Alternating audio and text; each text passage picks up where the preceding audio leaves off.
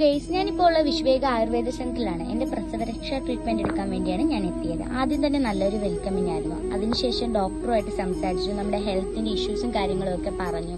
എന്നിട്ടാണ് നമുക്ക് treatment start ചെയ്യുന്നത്. എന്നിട്ട് റൂമൊക്കെ പോയി കണ്ടതിന് ശേഷം ആദ്യം തന്നെ നമ്മൾ ട്രീറ്റ്മെന്റ് സ്റ്റാർട്ട് ചെയ്തു. അടിപൊളി ഒരു ഹെഡ് മസാജോട് കൂടിയാണ് നമ്മൾ ട്രീറ്റ്മെന്റ് സ്റ്റാർട്ട് ചെയ്യുന്നത്. ഒരു രക്ഷയില്ലായിരുന്നു.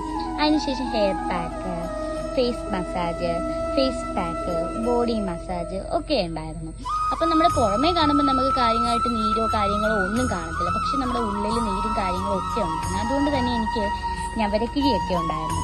ഞാൻ 10 ദിവസത്തെ പാക്കേജാണ് എടുത്തത്. എനിക്ക് ശിലോധാരയോട് കൂടിയാണ് എൻ്റെ ട്രീറ്റ്മെന്റ് അവസാനിച്ചത്.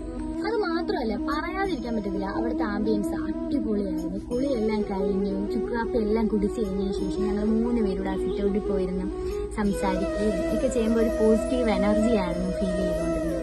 ആ 10 ദിവസം എങ്ങനെ കടന്നു പോയെന്ന് അറിയത്തില്ല. ഉണ്ണിമുളയൊക്കെ കളിപ്പിച്ചുകൊണ്ടിരുന്നത് ഫുഡ് കൊണ്ടുവന്നു. ഫുഡ് ഒരു രക്ഷയില്ല. അത് 9 നേരം നല്ല ഹെൽത്തി ഫുഡായിരുന്നു. അതൊക്കെ കഴിച്ചു കഴിഞ്ഞതിന് ശേഷത്തേക്ക് വൈകിട്ടത്തേക്ക് വേദവെള്ളവും കൊടുക്കുന്നു. അങ്ങനെ ആ ഒരു ദിവസം അങ്ങനെയും കടന്നുപോയി. അപ്പൊ ഞാൻ എല്ലാ അമ്മമാർക്കും വിശ്വേക ആയുർവേദ സെന്റർ റെക്കമെൻഡ് ചെയ്യുന്നു.